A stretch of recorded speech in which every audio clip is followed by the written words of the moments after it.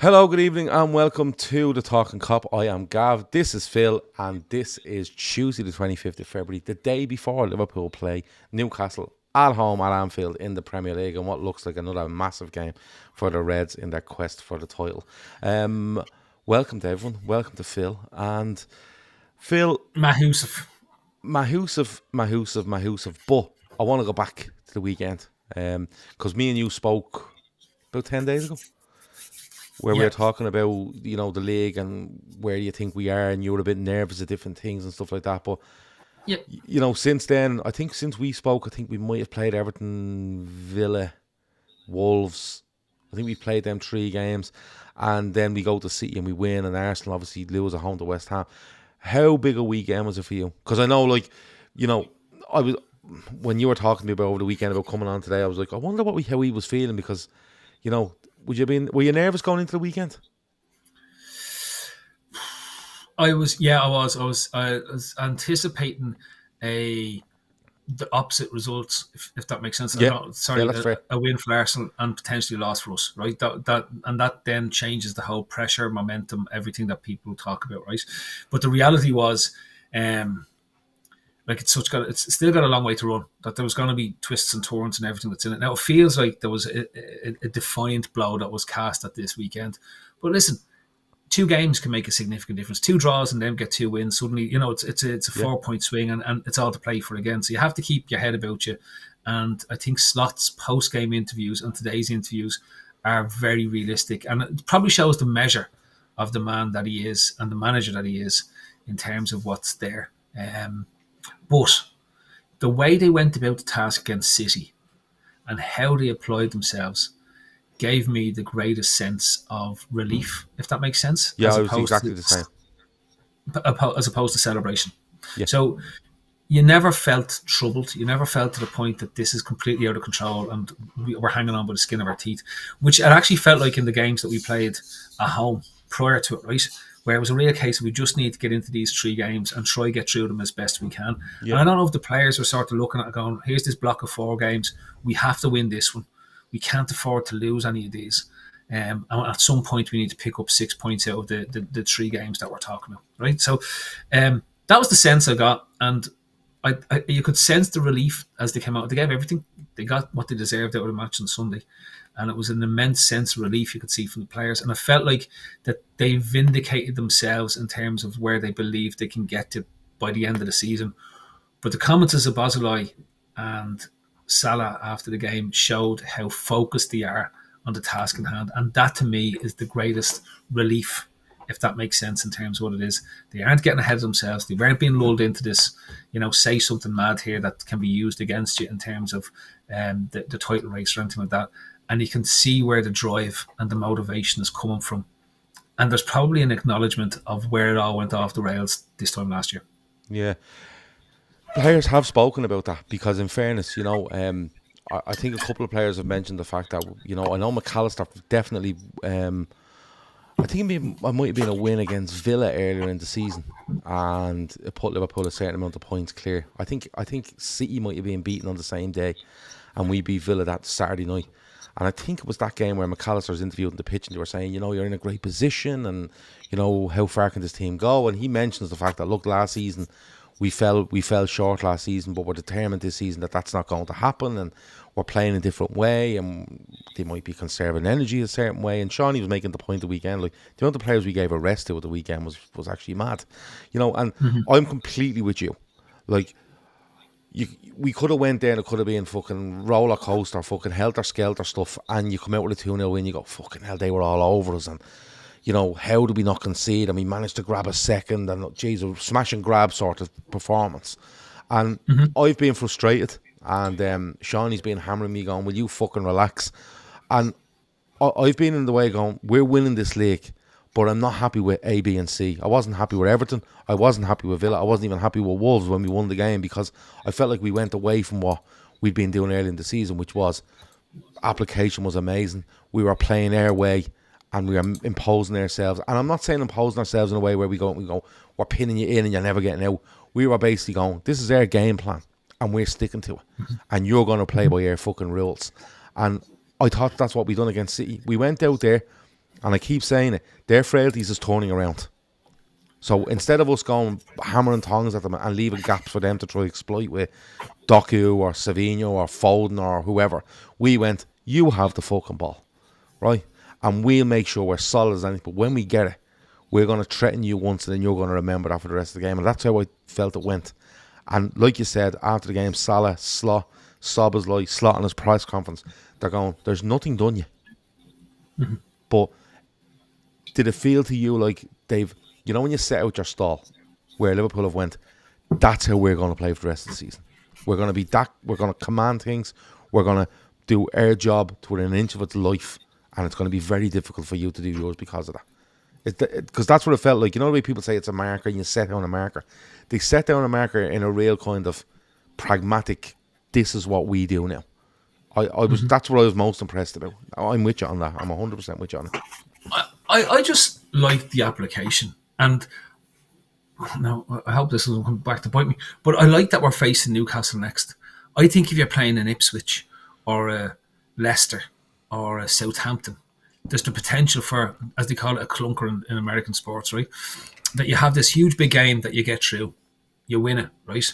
And then you come back into this match where you're expected to walk in and just take the 3 points and away you go.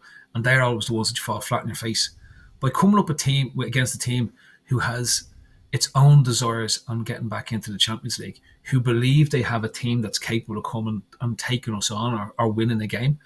For me, that's the best way to be, because immediately it gets those competitive juices flowing. There's no capability again for that complacency to be there. They know they're up against a team who is capable of winning against them or taking points off them on the day. So straight away your brain is clicked in, Gav. When it comes back to this, you just knew going into that City match, the brain was kicking in. You could sense it. You could sense even at the end of the Villa game that they knew they'd missed an opportunity to put 3 points on the board. And there was almost where last year, after the United games, remember in February, where we didn't win and we should have won. I think it was actually the FA Cup game where we draw and we lose, right? We should have won, and we went to extra time and we should have won the game. Yeah.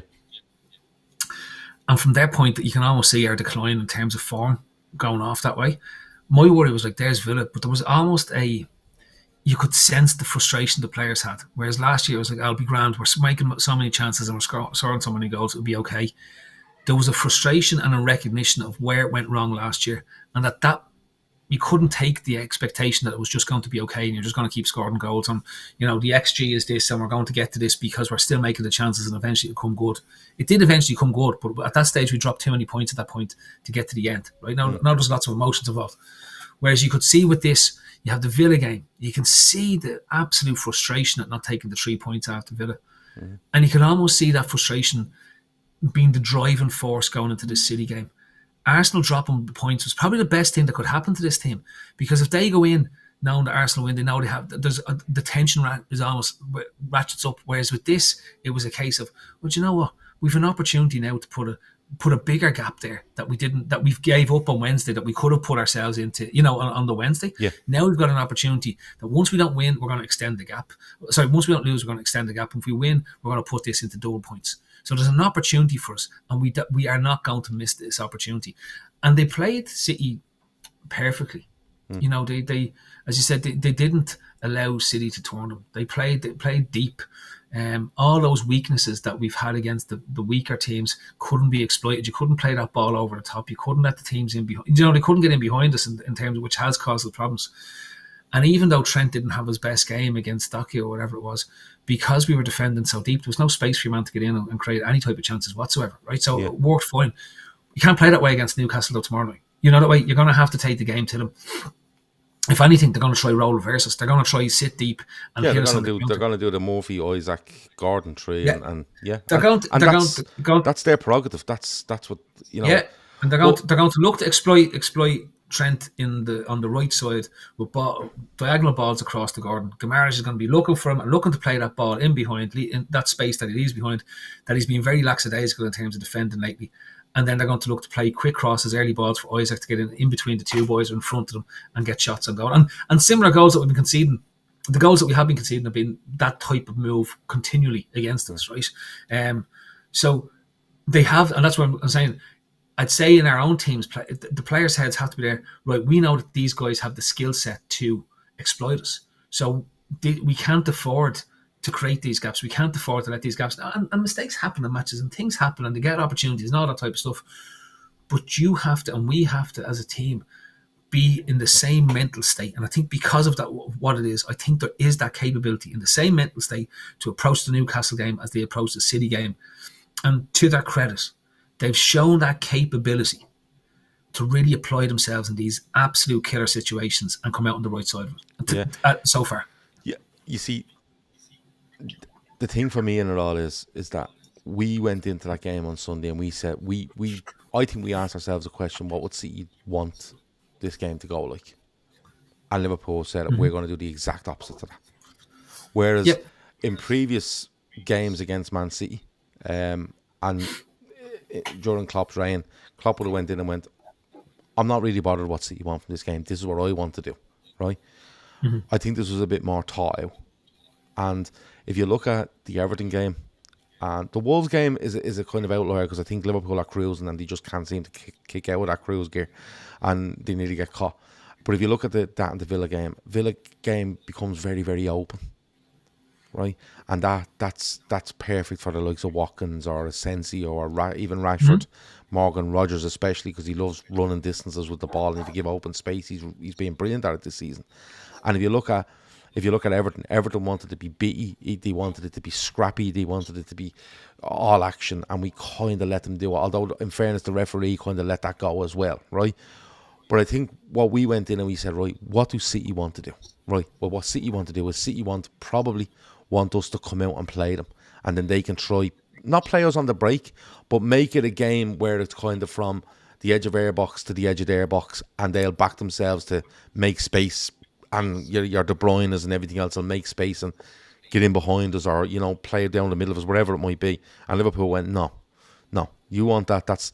And it would have been easy for Liverpool to go at them because they're frail at the back, but Liverpool said no, the best way to get at them is to actually attack them from deep. Whereas a ball into a front man, make it stick, make sure it gets to a wide man off that or off a midfielder off that, and then we'll spring. And they can't turn around. They simply cannot turn around, Man City. Ake cannot turn around. The new guy in midfield, Gonzalez, couldn't turn around. Kevin De Bruyne can't do anything. He's just a brilliant footballer in his mind, but the whole physicality is gone. And I just think that was brilliant. And I think, what? He's a shadow of the player. Oh, a complete and utter shadow. And people say it's sad to see. I'm not really arsed. He doesn't play for Liverpool. I don't fucking care. But when it comes to Newcastle, we're going to have to ask ourselves what way Newcastle want this to play. And I think Newcastle want us to come onto them. I think Newcastle want us to pile into them and literally have your Virgil and your Kanate on the halfway line with our two fullbacks up high, and then they want to hit him behind. And I can't see us doing that. I can see us turning this into a real possession game where we go, right, we're not going on top of you. We're not. We're going to play where we always have our protection for our back four, but we are going to be front foot about it. Because, look, there's a lad in the chat there, Davey, and I'm dying to see what he thinks of the game tomorrow. I think he said earlier 75% of Newcastle fans think they're going to get beaten. The other 25% drink fucking Newcastle Pale Ale all day or something, he said, right? And he said our centre halves are slower than a snail on sandpaper. What way are you approaching this, Phil? Are you with me? You don't go absolutely hammering tongs at them. Control the game. Keep your insurance policies around the pitch as you go, and trust yourself then over time to have the quality to go and beat them. I've 2 bottles of vodka lined up and it's be grand. Right. Well, that's fair. I think the only way you can really approach the game is sensibly, right? Because let's be honest here, Gav.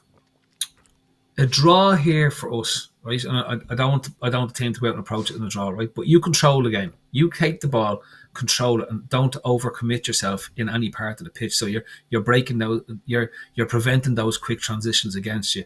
And you're neutralising Isak and the balls out to Gordon in terms of what's there, right? And at worst, you're 9 points clear. You know what I mean? Having come through a block of Villa, City, Newcastle. 12, yeah, but if Arsenal were to win, it'd be 6. 6. Yeah, if they won tomorrow and their game in hand. Yeah, no, and they're ifs, Yeah, I if know. that makes sense. But an And if is the if big, we draw, that's yeah, an if as yeah, well. yeah. No, but in terms of, you're talking about the approach.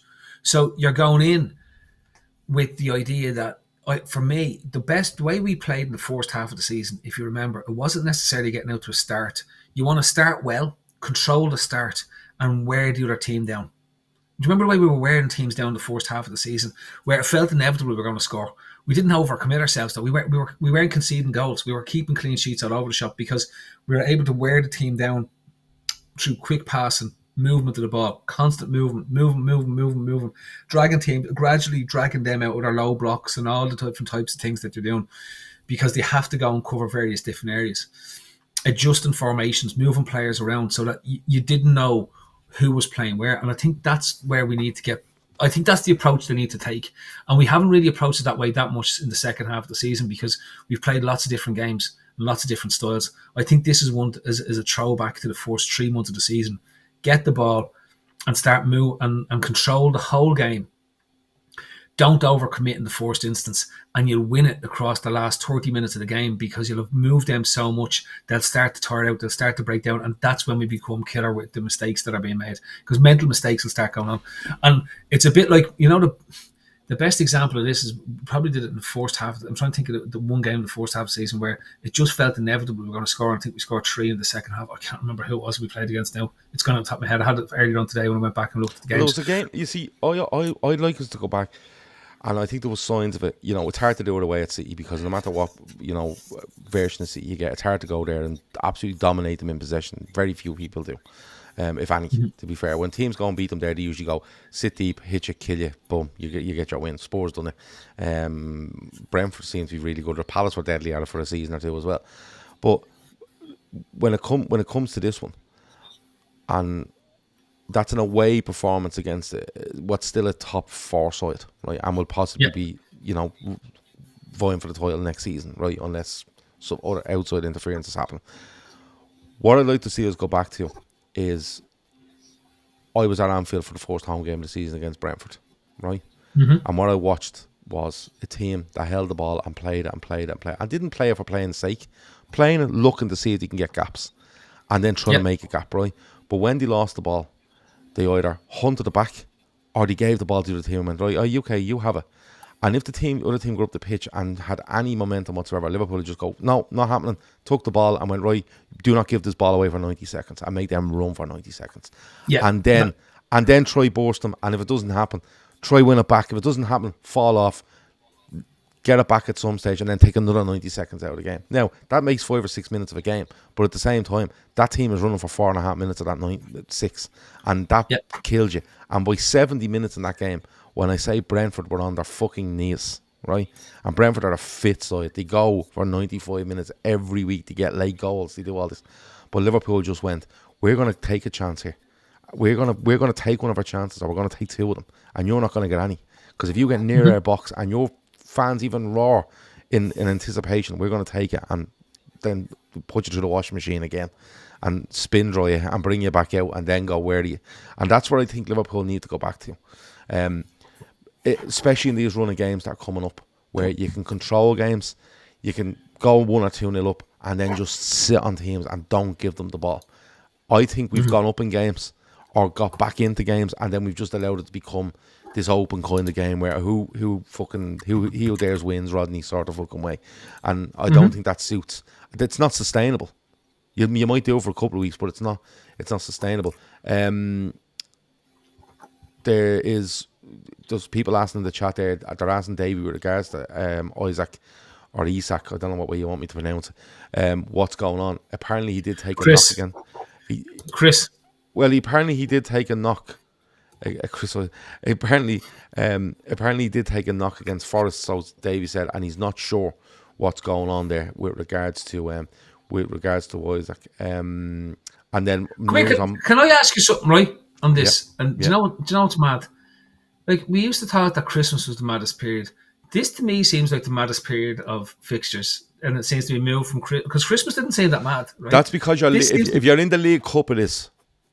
Because if you're in the League Cup, you're doing the 2 legs of the semi, right? You're doing 2 legs of a semi. You're going to have your European games thrown in. The FA Cup starts. The league is still there. But the funny thing is, I think we play one league game in March. Only one, yeah. Yeah. We play just fucked because we off play the league. Southampton on the 28th, isn't it? And then we don't play again. We play the 8th of March, and then that's it. We don't play until the 2nd of April, which is Everton. I'll tell you now exactly where our fixtures are. So our fixtures are Newcastle tomorrow, away to PSG on the 5th of March, home to Southampton on the 8th of March, home to PSG, Newcastle in the final on the 16th of March, and then we don't play, because the international break comes, we don't play till the 2nd of April, home to Everton. And when we come back, we've Everton at home, Fulham away, West Ham at home, Leicester away. And it could possibly be close to over there. If you win all them games, it's probably over. Sorry, I'll tell you what it was. The game I was thinking of in my head, it was the Real Madrid match. It was a clinic in possession-based football, right? Yeah. That they never looked like, although we know that they had threat and they had all the players and stuff like that could cause this thing, it never looked like it was going to be anything else. Jonathan says 79 Premier League games in February and 1 in March. It is just fucking mad. Newcastle, though, they're having an okay season. They're still in there in the mix, because 5th will get you, which gets you Champions League. When I watch them, I always think of them as at home. They're brilliant, because I think their physicality and their energy is just a perfect mix for St James's Park. And you see great teams at their home ground. You don't think of City as being physical. You don't think of Liverpool as being physical. You think of Liverpool as being, fast football and, fucking noise belting down the stands. Newcastle's a bit different at home, where it's the noise rolls down off the stands. It's a brilliant stadium. It's the atmosphere is, it's a fucking brilliant stadium for atmosphere, and their fans are good at it as well. But they have this thing where they have an energy, but the physicality is also there, and the support, feeds off that physicality.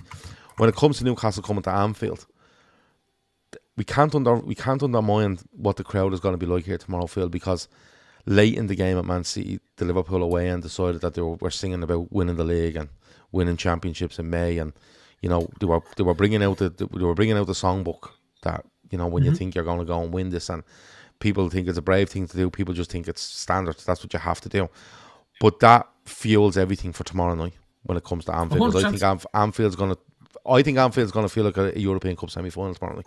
That's how bananas I think it's going to be. Just what do Newcastle look at when they come into this, and what way should they approach it? For Newcastle, it's a bit of a free hit for them, and I don't mean this facetiously, right? Because I looked at what we're doing, because they've got nothing to lose. They come in and win here, and it gives them the opportunity to go toward the table, depending on where the results go elsewhere. Yeah. Right? They lose, doesn't really make that much of a difference. Like, you're talking from what? From 10th to toward, there's 5 points separating those teams. Mm-hmm. Right? And from 10th to 2nd, there's 11 points separating those teams. That's what we're talking about here. Right? Yeah. So you look at, if you took us out with the league at this moment in time, you take us out completely, and you look at where the teams sit, and you're looking at more or less every league table in Europe at this moment in time, right? Relative to the number of games played. So if you take Serie A, you've got Inter on 57 points, Napoli on 56, Atalanta on 54, right? You go La Liga, Barcelona 54, Madrid 54, Atletico 53, Bundesliga, Bayern, bit of an anomaly, 58, with Leverkusen on 50. And then Ligue 1 in France, it's 49 PSG, because they're running away with a bit like us in terms of what's been going on. And then you've got Marseille, Nice, and Lille, all 46 to 41. So if you just remove the anomaly, which is us at the top of the table in terms of points total, from there down, you have a pretty standard race that's going on across all of Europe. And it means that all the teams, if there is only 5 points between 3rd and 10th, that shows you how competitive those teams are in the middle, right? Mm-hmm. And it means that's why points are being dropped by even us in terms of draws that have been there. If it's that hard, if the 10th place team has equal a chance to finish 3rd as the 4th place team, relative, right? Because we're talking 47 to 42 points, 5 points in terms of the differences there. Then I'm sorry, Gav, but like in reality, like that shows you how hard the opponent is going to be relative to what's going on, and it shows that they have the capability of what needs to be done to take points off us. And I look at it and say, this is a tricky opponent that has strengths that match up to where our weaknesses can be, and for that reason, it's one of the games. I'll say it again, it's one of the games that you look at and say, right, if we get out of it, great. But Newcastle have absolutely zero to lose here. They have everything to gain. They literally have everything to gain. They could be sitting third in the table tomorrow, relative to what's going on now. Well, saying that, being fair in terms of what's going on elsewhere, like Forest must be looking at saying, if we win tomorrow night, we've got a chance. We've got a chance of second. Yeah. You know what I mean? And I think if if Forest were to win tomorrow and City were to win their game, City be looking going, we might have a chance of second. But that's everything backing itself up, because like you said, if you take the anomaly out, that's how close it is. There's a couple of people in the chat mentioning there. Newcastle feel like they're a bit of a home team, which is, I don't know what their away record is this season. I don't do all that reading up, but you look at it and you think like they have got an FA Cup game at the weekend. It's another chance for a trophy. And look, we can go on about Champions League, and I don't think tomorrow night's going to massively affect Newcastle's chances of getting the Champions League, simply because Forest play Arsenal. So someone's dropping points, if not both of them there. So it's not like someone's going to pull 2-3 teams are going to pull away from you. They currently sit in 5th, Newcastle, do they? They currently sit they're in 6th. 6th. Sorry, they're 6th. So because did Chelsea win tonight? Chelsea, I think, beat Brighton tonight, which put them into. No, it 4th. wasn't Brighton. No, they played Brighton about 4 times in the last 3 weeks. Brighton beat Bournemouth 2-1. Palace beat Villa 4-1. Chelsea beat Southampton 4-0. Southampton, they celebrated. They celebrated like they'd won the Champions League, right? But doesn't that show you they beat Southampton, who are the bottom club today, 4-0. That puts them into 4th, right? But the thing with Newcastle is right. If Newcastle were to lose tomorrow, right? They would still be a maximum of 3 points off third. This is my point. So, but they have it, and I think I don't have enough being made of the League Cup, because as much as Davey might tell me I'm talking complete nonsense here, but that's a chance of a trophy. And as much as Champions League sound great, do they say, look, this one we could put everything we fucking have into it, and we still might not win. We could pick up a couple of knocks. There's a couple of knocks going around our squad as it is.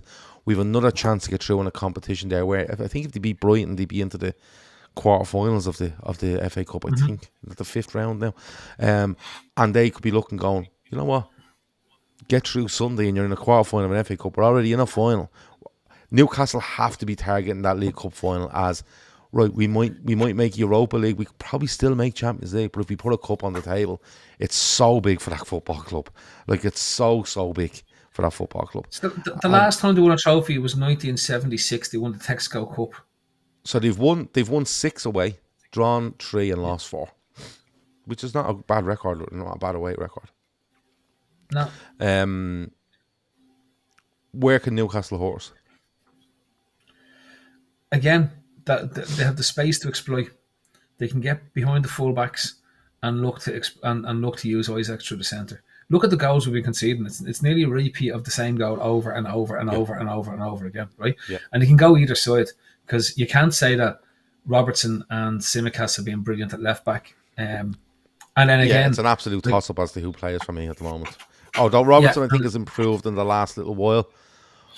But again, I always feel like he has that kind of half-yard mistake. Yeah. But which is mad. But it's age as well. But they have Tonali, who's potentially fit for them, who's a smashing little playmaker in the centre of the park. So I think a lot of it means you got to cut out that transition ball, right? If they're going to sit deep, the last thing you want to do is get exploited with something like that, right? Or again, that through ball through the centre, which catches the Kanase and Van Dijk sometimes square in terms of what it is, right? Which we've seen. Villa did it, right? They had the goal disallowed. So, like, from my point of view, that's where That's where the weakness lies.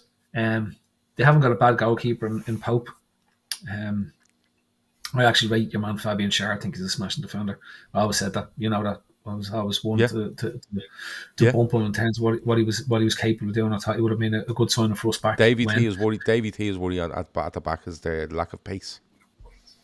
Yeah, but if they sit deep, it removes the thing.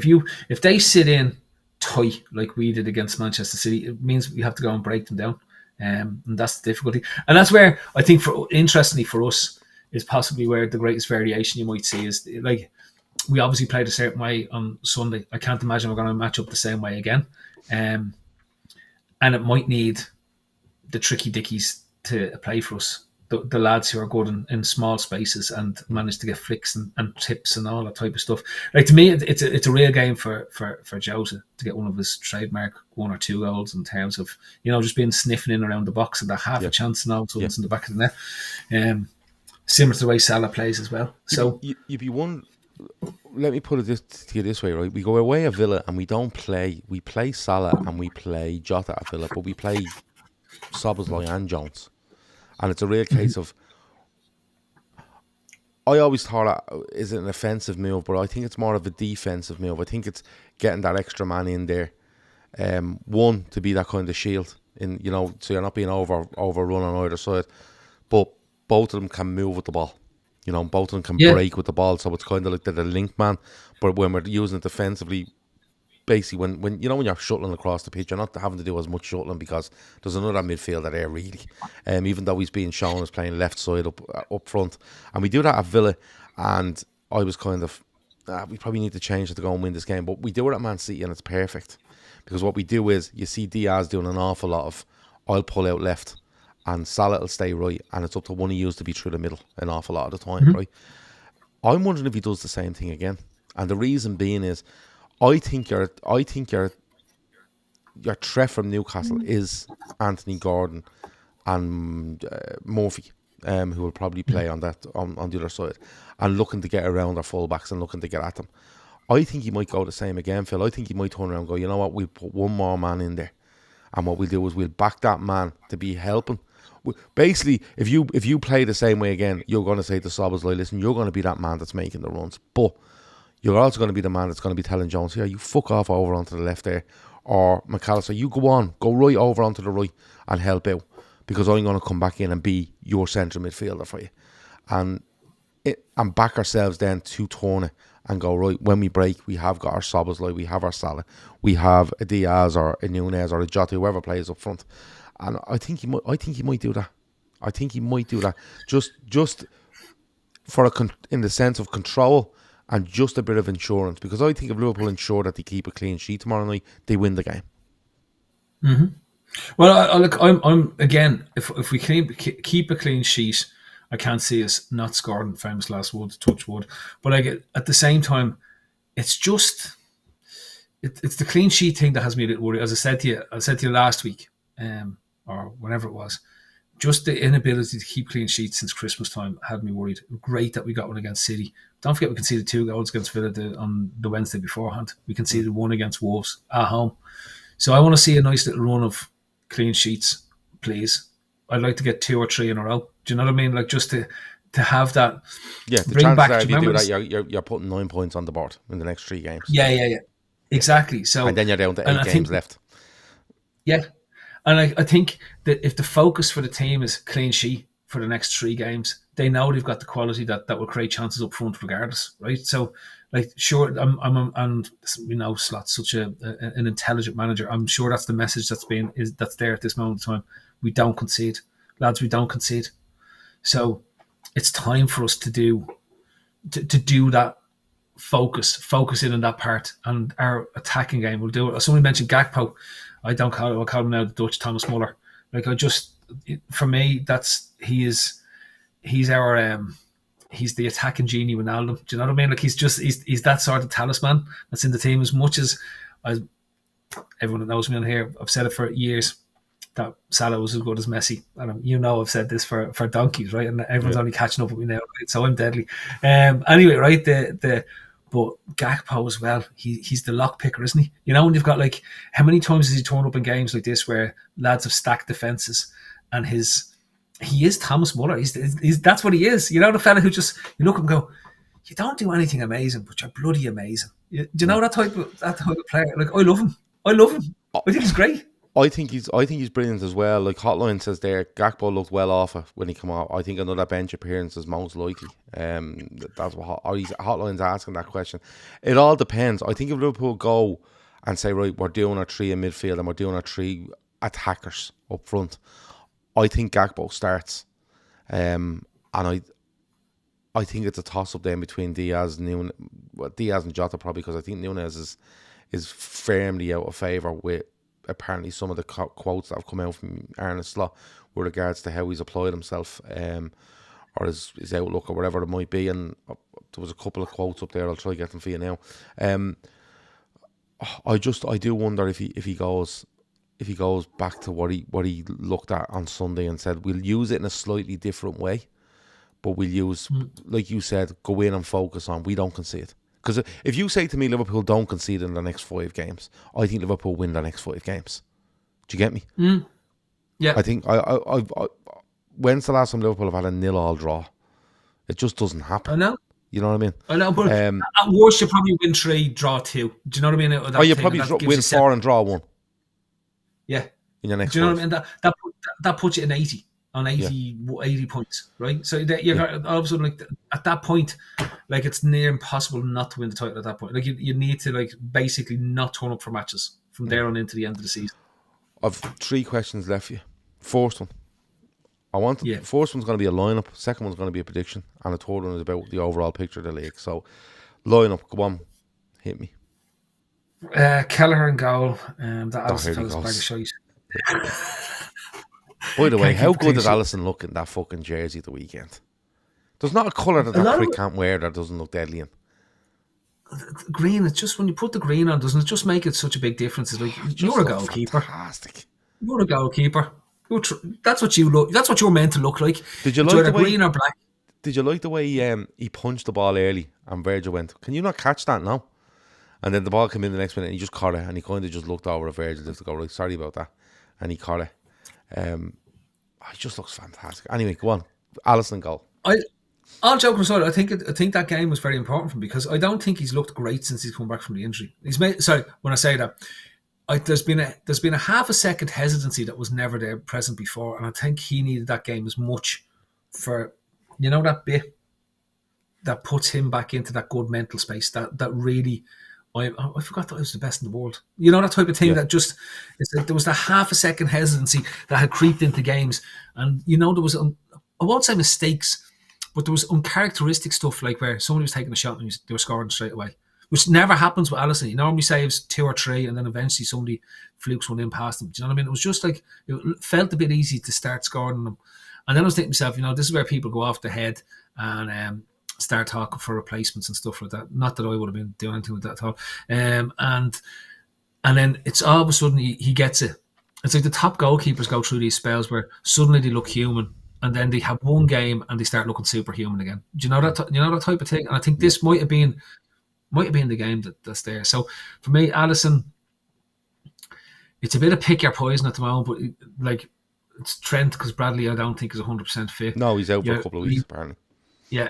The 2 lads at centre back, you're not going to change it unless injury drops in there. And then I'll just I'm still sort of nodding on the Robertson bit, just purely down to the experience. And I remember as a player, I used to hate this idea, experience. What do you want? Play the best player in there, right? But I'd go with Robertson. I think he's come back a wee bit in terms of his performance levels, and he's back to sort of the acceptable Andy Robertson level. Not the elite Andy Robertson we had for a couple of seasons, but back to good. Won't say elite, but good. Do you know what I mean? Midfield, it's the Gav, it's McAllister. It's hard not to start Jones, right? So, but like, it's mainly because my front three is we're at home, right? So that's why it's like, you're not going to drop Szoboszlai unless, and the only thing I'd say unless, right, he's absolutely flaked after Played Sunday. 4 minutes in a row now. Yeah, you know what I mean? And there is a part of me that's saying, well, if you know that you're going to be missing Jones for the next league game because of the ban that's coming up after the red card from the Everton match, right? Do you take a bit of your medicine and have him on the bench to reinforce things or to change things around? Or to change? He gets sent off against Everton. He doesn't play against Wolves. Did not play against Wolves? No, he served his ban. That was so I thought he'd been on the bench. No, for, it was 2 yellows and off. So he got the ban was against Wolves. Grand. Well, then you're starting to buzz like because you have to reward him for his performance, right? So unless the science lads, the med science, who we all have to just say they know their job because look how fit the team has been throughout this whole season, right? If they turn around and say no, he's still struggling in terms of what it is, then it's a Bosley. And then I think you got to go with 3 lads up the front end. But I'd go Gakpo, Jota, and Salah, which is, I know the Jota thing is sort of, he's almost an ancillary midfielder. To your point, if you want to play a sort of version of what we did at the weekend, he allows you to do that because he can interchange with Gakpo. Gakpo can drop into the midfield, drop deep as well. Szoboszlai can push on, and then you just have Salah sort of wandering around the right hand side in terms of what it is, and then cutting him whenever he wants. And that might be a bit harsh on Diaz, but everyone knows I don't like Diaz. So you're not as big a fan of. That's fair.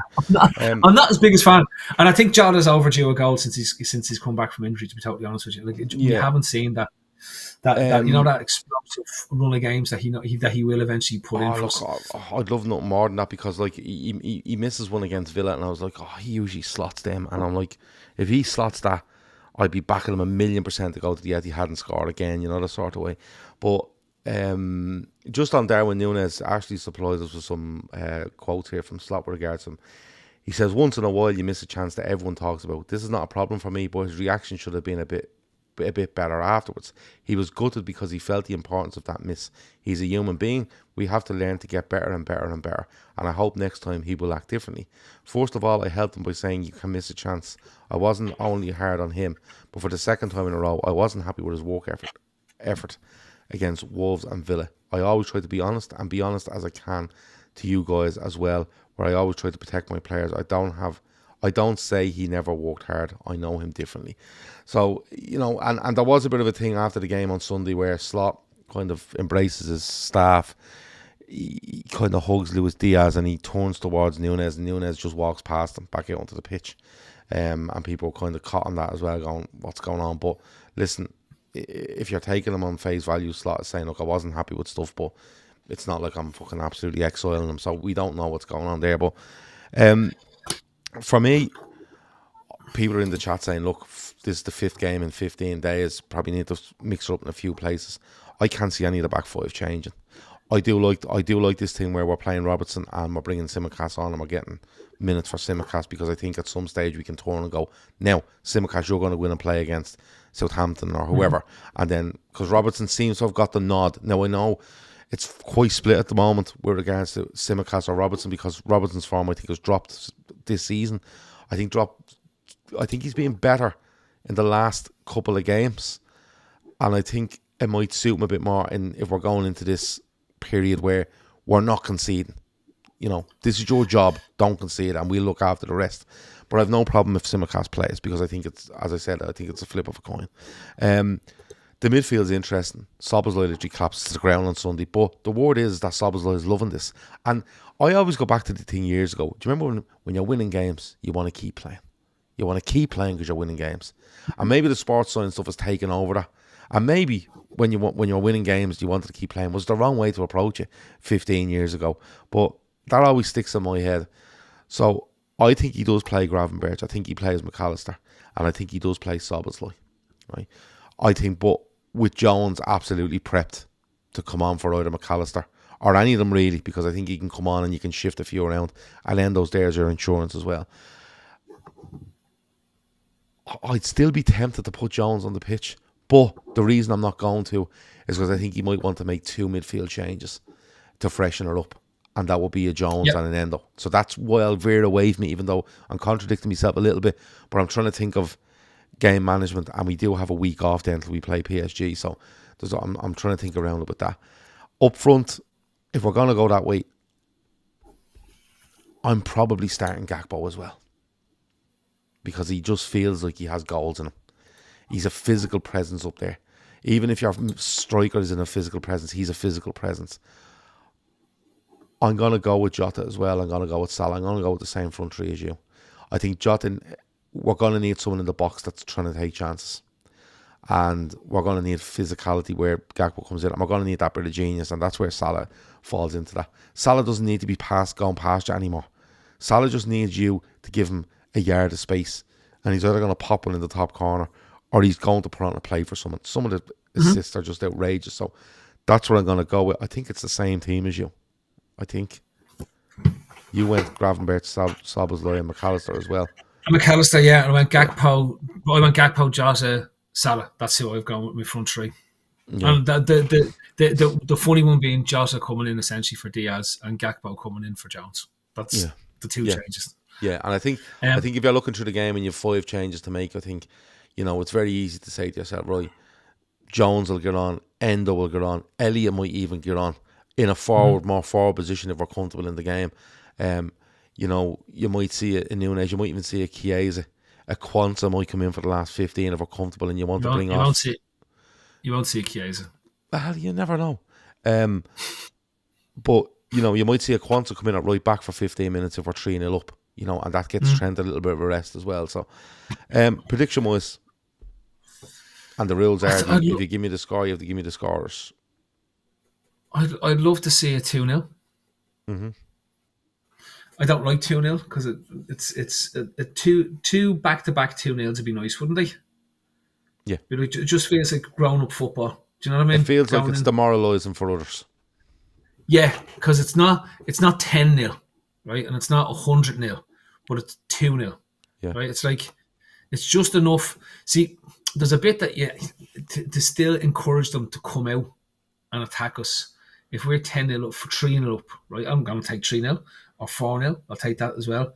But I'm going with 2-0. Okay. I don't think we keep a clean sheet. That's fine. I think Isak is a very good player. By the way, I think Isak has been an excellent player. He's a phenomenal. Right. What he's done, he's. Do you know what it is? They've built around him rather than put him in the team. They've just went, listen, what can we do to get this fella on the ball and get him chances? There's a lot of things coming in. 3-0 says Sam. Wade says 3-2 Liverpool. So does Ushin. Glenn says 4-2. A lot of goals here. Megan McCallion says 2-0. Head says 3-0 Liverpool, says Davey to Geordie. Hart says Newcastle 4-3 with a last minute winner. Yeah. Well, your Hart seems to be absolutely fine there. If you're doing that, 1-0. Jota 3-1 Liverpool says Jono. 3-1 says Owen. I'm going to go 2-1. I think this one's going to be edgy. I don't know whether Newcastle go 1-0 up. Okay. Or either Newcastle go 1-0 up or we go 2-0 up and they get a goal, if you get me. Right? Yep. That's where I'm going to go. So I think Liverpool just about edge it. I think Newcastle have plenty of threat and plenty of quality, physicality.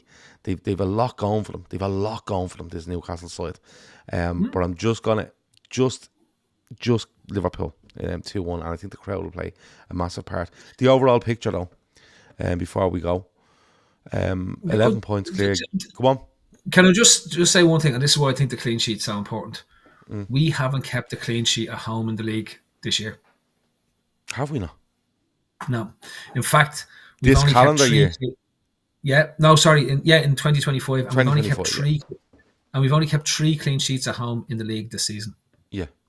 We like giving them up. City, Villa, and Brentford. Somebody else. Brentford, was it? Yeah. Now, I'm not talking about the out. So, as I said to you, I think it's so important. Bournemouth, it wasn't Brentford, it was Bournemouth. So maybe it was 4, was it? Yeah, we beat Brentford 2-0 at home. Okay, so then it's Bournemouth as well. So 4 clean sheets in the league at home. Despite our home record, 4 clean sheets at home in the league. And I think it's 4 clean sheets in 11. Yeah. But again, 12. and we haven't kept a clean sheet at home in the league this year. What do you think, given how much of a tactician and how much focus he gives on all the small details, I'm sure that's one he has ringed, and he's there to Van Dijk, Canase, Alisson, lads, look at Don't this. Don't concede and you're going to win the games. It's as simple as that. Yeah. And he's gone, and I'm sure, they're going to say, it's Isak. You're up against. This is a chance for you to show why you guys are the best centre back pairing in the league, right?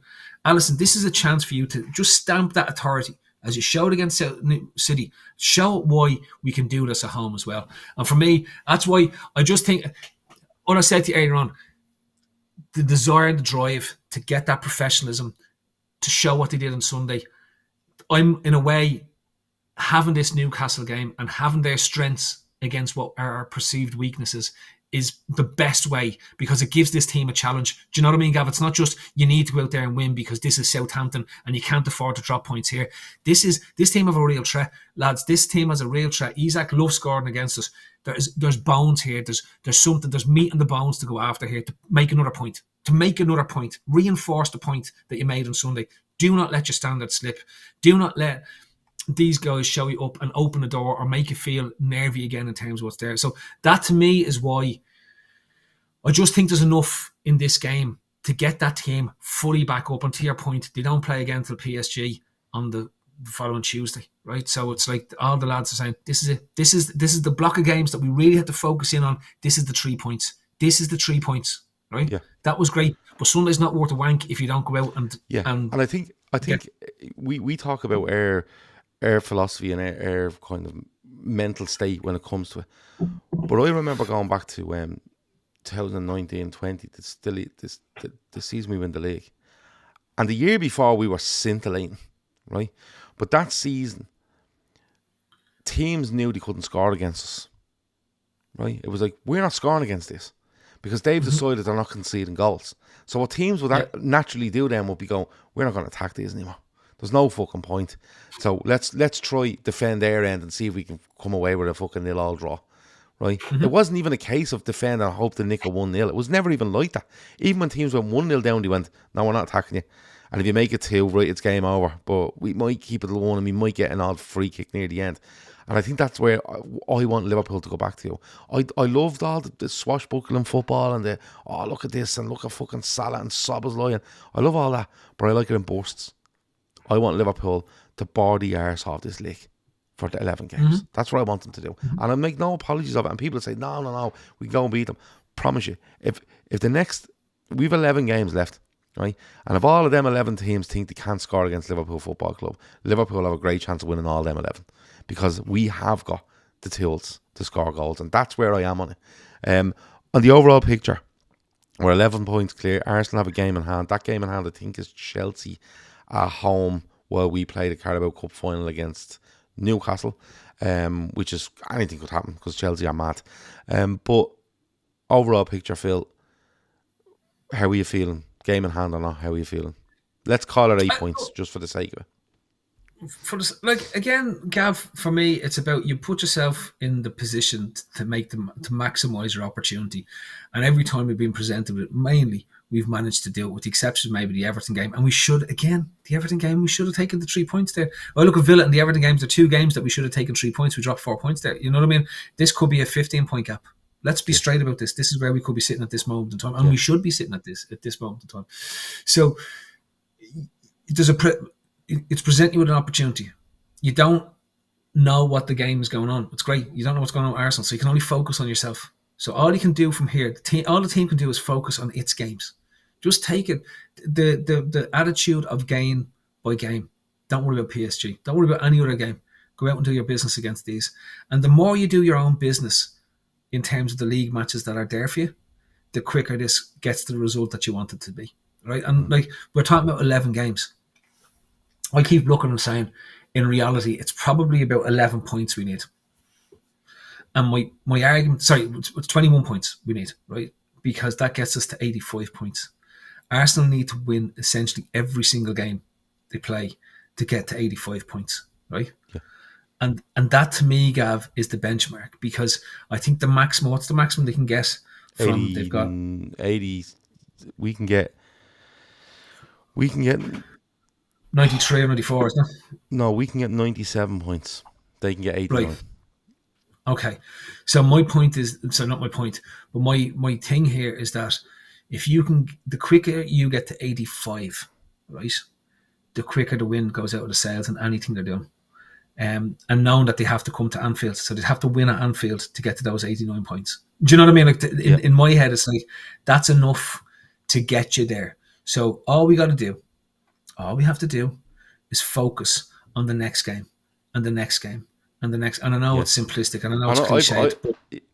I've heard loads of different scenarios, but one of the best ones I heard was if Arsenal lose tomorrow, and forget what Liverpool do. If Arsenal lose tomorrow and were to lose at Anfield, the maximum they can get this season is 83 points. And Liverpool currently sit on 63, is it?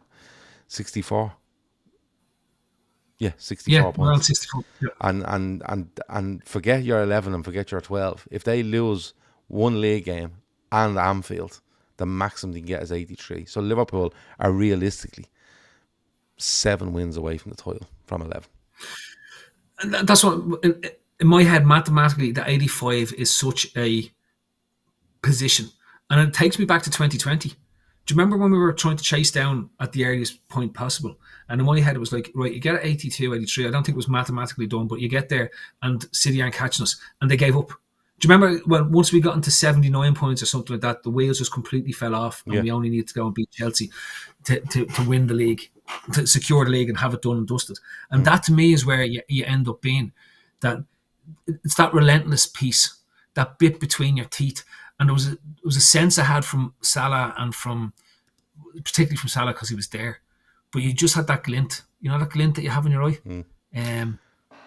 This is one of the best ones I've read. Brian O'Halloran says Arsenal won 10, drew 1, and lost one of the last 12 last season. If they somehow repeat that, they will get 84 points. But that's what I'm saying.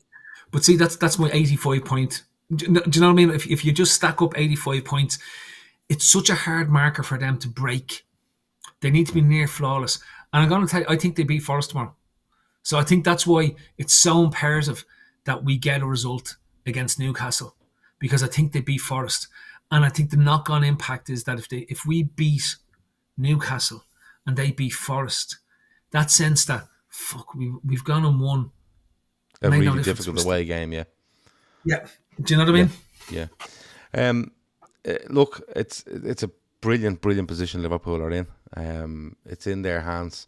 7 of the last 11 games are at home. And if Liverpool win those 7 games, they will have 85 points without playing. And I think it's 80. Yeah, it will be 85 points without playing an away game, which is mad. But a brilliant position they're in. Don't take anything away from this game against Newcastle tomorrow. I fully expect Anfield to be absolutely bouncing tomorrow night. Be patient. I think the way Liverpool fans reacted to that game on Sunday in the ground, Anfield deserves to get or give the players that kind of. When you send out the signal by singing them songs, you have to go in and then send the signal to the players that, right, we're opening a notch here. Just letting you know we are going fucking bananas here now. Just to let you know, and we're going to show you, and this is how it's going to be now. We've clocked in now. We've clocked in. We're ready to go. Let's have it. It's the start of March, and we're going all the way to the end of May. Is it the 4th of June, the Champions League final? And we're willing to go all the way to the death here. And I think the players will react. And I've liked the way Liverpool players and staff, management have reacted to that win on Sunday in the position they're in. Everything is not bothered. Next. They're not looking ahead. And it's going to be. Enjoy it. I can't wait. I can't fucking wait for it. Phil, do you think United could make Champions League at this rate? United couldn't make the Vanarama fucking Shield trophy at the minute. Like I watched them while I was working on Saturday, but I had them on the computer beside me. And honest to God, like how they come out of that game with a 2-2, Everton should be relegated on it because United got a 2-2 out of that. They were absolutely horrendous. And I mean horrendous. It's one of the worst away performances I've seen by any club of any substance in a long, long time. They're all over the place, Phil. They're absolutely all over the place. And they got very fortunate the other day because Everton actually fell into a comfort zone the other day that they probably haven't been in about fucking 3 years because of how bad they are. And they couldn't get themselves out of it.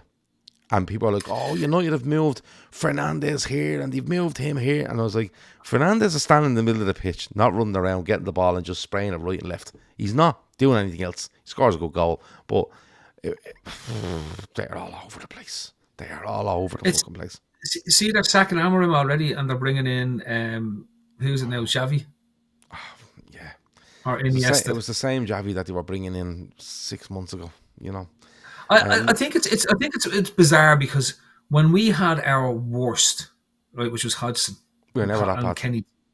Kenny too, it was never that bad, right? And I have to say, I was worried that your man Ratcliffe, with what he'd done with various different things, was going to go in. But my God, it's almost like he's a secret spy for us. He's just basically he's sacking everyone. Right, he's like the Elon Musk of football at this moment in time. He has no breeze what he's doing. Sacking everyone. He knows what's coming down the road though, because apparently they owe 400 million plus in player sales or transfer fees. And I was listening to a guy yesterday who was saying for every £100 United take in, they spend £53 on wages. So they're really low on the wages front compared to their income. But the problem is the recruitment is stupid. And it's going to hurt them. And it's going to hurt them for a long time because they owe a lot of money out. But listen, they're none of our business. My point is fall into the fucking sea for all I care. But my point is on this, it's been such a monumental decline, and it's not just 1 or 2 seasons, right? This thing it's basically eroded the base of what they were, right? And they're almost at the point of the Everton situation, where they are so broken that it's near impossible to get back to relevancy. The only thing keeping them afloat is the global hold they have. I promise you. But you see, I think they're in a very precarious position, Phil, because I said this last week. It can vanish because I think the generation like ourselves and the new generation now are completely opposite when it comes to football. Don't get me wrong, you still have an awful lot of young kids and teenagers, people in their early 20s, and they're dyed in the wool Liverpool fans or dyed in the wool fucking wherever. But I think the generation coming after that support players more than they support football teams, and they love a sport rather than a club. They like a trend rather than a team, and that your stuff starts disappearing very quickly, and that's where I think that worry is. But as I said, Old Trafford could fall into the fucking sea. I don't care. Once Liverpool go and win the title, they can do what they like. And the other thing, I'll be sad if Villa don't make Europe because I do like them, but they got absolutely hockeyed by Crystal Palace tonight. And they've Crystal had a Palace tough run against Villa, and I think it's just shown a little bit.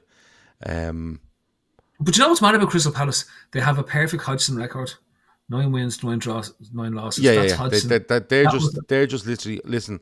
You're better off starting the season and going, here, Palace, there's your 46 points, okay? Yeah. And we'll see you next August because that's what they did. Just an equal number in each row, right? So that's there's your 46 to 50 points, and we'll see you next August. We're not even going to bother playing the gear. You know what I mean? But I've been told, I think it's been a fascinating Premier League, right? I think it's exactly what you would have wanted if there hadn't been one team that had gone away, right? Because say we're on 54 points for argument's sake, or 55, which would be normal in terms of what we're looking at. That title race is huge. That's anyone from probably City up still with a view that they can get back into this title race. Do you know what I mean? Like if we were on 55 points with a game played more, with Arsenal 2 points behind and City 11 points behind with a game in hand, I'm telling you now, we'd all be talking about the fact that here City now come on, despite what's gone on, they're now going to go on their own, even if we beat them 2-0, because of what's gone beforehand. I think it's very interesting that the potentially 2 league titles that we're looking at will be 2 where we have been just this team that's looked like a rocket ship taking off across the course of the season. Yeah, and I think the interesting thing about it is I always talk about teams, they can get better. They can get better. United will never be as bad again. Spurs could improve. Arsenal, City will come back. And I'm looking going, Liverpool can improve here. This isn't... he said it the other day. This is one where he's decided this season to assess what's going on. He had the belief that he could do something this season, but he wanted to give a really, really good sample size to his assessment of the squad, and he feels he has done it now. He's looking at loads of positions where he can possibly bring people in and stuff like that. They want to do stuff in the summer, but if he gets it right in the summer, you're looking at a thing going, geez, they've refreshed here, they've won a league, they've refreshed, and they're getting better. You know, it's a really good time to be a Liverpool fan, I think, when you look at what's going on around you. But let's get it. Let's get these big games out of the way. One last one, Gav. Yeah, I genuinely think that